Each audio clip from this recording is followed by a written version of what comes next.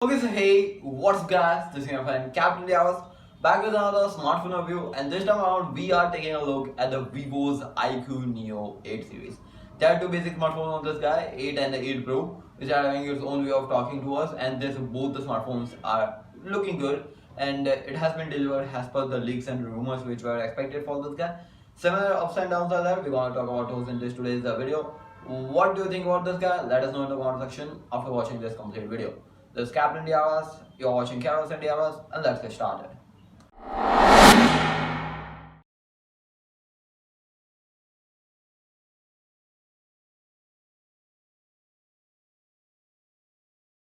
Let's start off with basically the iQOO Neo 8. This guy is having a 144Hz, 1300 nits of peak brightness, a 6.7 inches AMOLED display. Kind of say a lot of that is this guy is holding on the display side. 144Hz is there with the AMOLED type of thing. Again, a really nice thing. And if you compare it from the older guys, it is having a good display over here too. Let's talk about the operating system. This guy is having an Android 13, and as per the region in China, it will be having the origin OS, and if it go globally, then it will be having the iQOO basically on the top of it. Talking about the processor, that this guy is having a Snapdragon 8 Plus Gen 1. This is a 4nm reached 5G processor, and we know not a 5G, it is a 5G processor.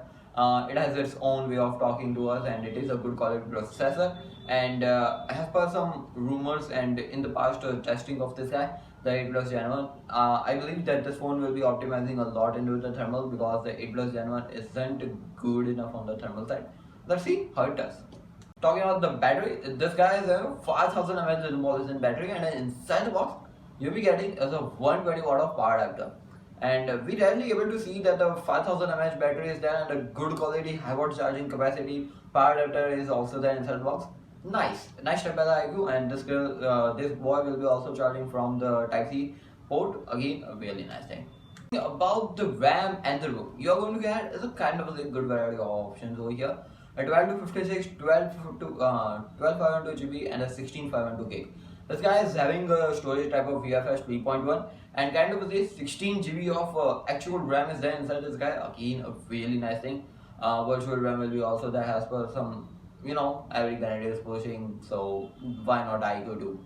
12 GB RAM base variant with a 256 GB, a really nice combination.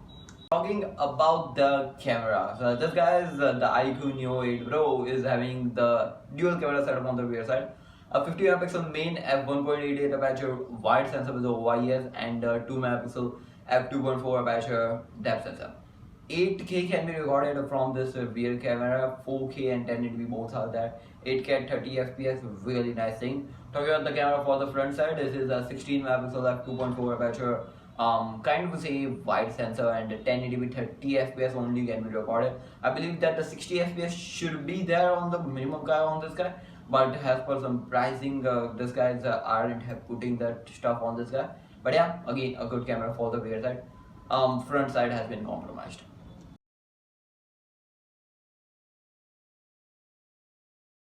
Alright, talking about the Pro guy, this guy was a lot featured into the rumors, and as per some expectations, it has been delivered with the same processor. The display is same as the iQOO Neo 8 Pro 8 was having, and the same operating system is there. This guy is having a MediaTek Dimensity 9200 Plus. This is a 4nm based 5G processor. It is having a E-Models G715 GPU. Again, a really nice thing, and as for me, this is the very first phone to deliver the 9200 Plus. A really nice thing, and the pricing might be kind of expensive for this guy. Talking about the RAM and the ROM, these guys are having two variants over here, which both are having a 16 GB and the 16 GB of RAM, which is a 256 GB and 512 GB. You have a 4.0 is there for the storage type. Again, a really nice thing. Yeah, 4.0 is there, really nice thing. I can't talk a lot about those. Talking about the camera, see, only the 2 megapixel depth sensor has been removed, and the 8 megapixel ultra wide sensor has been implemented on this guy. Nice thing, but the 8 megapixel should be at least 12 or 13 megapixel to balance that 50 plus, good amount of ultra wide ratio. But anyways, 8 megapixel is delivering in a lot of smartphones, and ultra wide sensor is there, which should be appreciated because many brands are putting even the ultra wide. 8K can be still recorded, 4K 30, 60, 1080p 30 and 60, both can be recorded.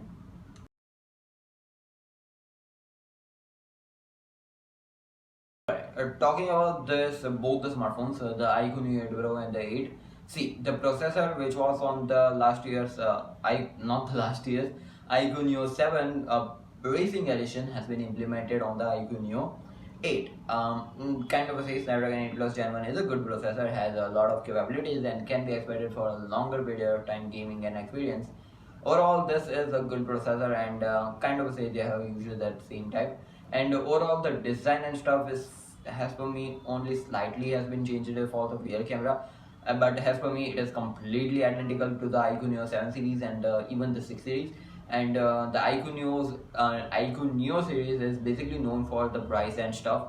Even there are users who are still onto the iQOO Neo 6 and they appreciated the user performance, and even the users of the iQOO Neo 7. And same I will be expecting for this guys too, the iQOO Neo 8 and the 8 Pro. Overall, the only thing which I think that the camera for the front side should be at least having a 60 fps, but there are only few brands who gives as per the price point and stuff with the 8 Plus Gen 1 which is available at that price point. Only some of the brands are there who give even the 60 fps. So I believe that iQOO won't be implementing that stuff, but by the time in separate regions this phone will be delivering. So I will be suggesting, if you are planning to buy the iQOO Neo 7, wait for a while. Let this phone at least got revealed, because you might be able to actually get a good price performance, or you can say the price which you are looking for. It might be the iQOO Neo 8 Pro, as per your pricing and stuff, will be delivered to your region too. So yeah, the iQOO Neo 8 Pro is having its own way of talking to. The processor and stuff has been implemented in a really good manner. 9200 Plus is a really good processor, has a lot of performance and stuff. But in comparison with the Snapdragon 8 Plus Gen 1, people are telling that the 9200 Plus is kind of a say around the Snapdragon 8 Gen 2 only. But it is slightly below the 8 Gen 2, but as per some performance and ratios might be implementing on this guy. Also, there is a V1 Plus chip over here too. So yeah, you can expect that display and good quality, a good quality photo uplifting will be also appreciated on this guy. But yeah, as per some processor stuff, it might be having its own way of telling to us, and so let's see how it does.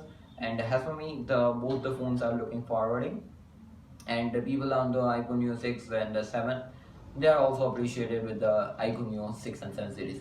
Anyways, the iQOO is under the Vivo brand, and this is a subcategory, the iQOO, but it has its own homepage and too, which is again you can buy the smartphones from their homepage too. Anyways, what do you think about this guy? Let us know in the comment section down below.